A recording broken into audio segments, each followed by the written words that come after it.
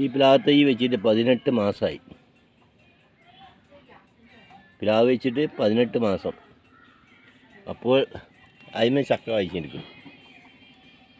ചക്കൻ്റെ ഭാരം കൊണ്ട് മുട്ട് കൊടുത്ത് നിർത്തിയാണ്. തടി കൊണ്ട് മുട്ട് കൊടുത്തി നിർത്തിയാണ്. മുട്ടെടുത്ത പ്ലാവ് തൈ മറിഞ്ഞു വീഴും. ചക്ക നിലത്താണ് കിടക്കുന്നത്. നിലത്ത് തട്ടാരേക്കുന്നു. വലുതാകുമ്പോൾ ഇനി നിലത്ത് കിട്ടും.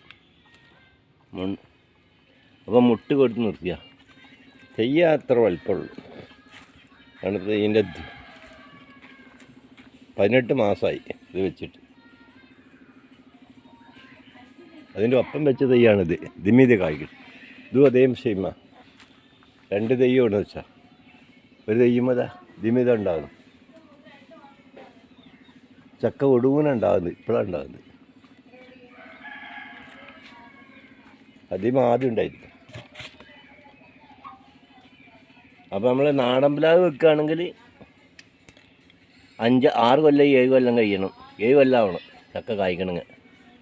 ഇത് 18 മാസം കൊണ്ട് പ്ലാവ് ചക്ക കായ്ച്ചു. പക്ഷെ എന്താ, മരം തടി വലിയ വലിപ്പം വെക്കില്ല. തടി കൊണ്ട് ഉപകാരം കിട്ടില്ല. ചക്ക നല്ല ഉണ്ട്, ചക്കപ്പഴം നല്ല ഉണ്ടാവും എന്നാണ് ഇത് കാണുന്നത്. ഇതിൻ്റെ ഭാരം കൊണ്ട് മുട്ട് കൊടുത്ത് നിർത്തിയ, തടി കൊണ്ട് മുട്ട് കൊടുത്തിയ. ഈ മുട്ടെടുത്താൽ പ്ലാവ് മറിഞ്ഞു വീഴും.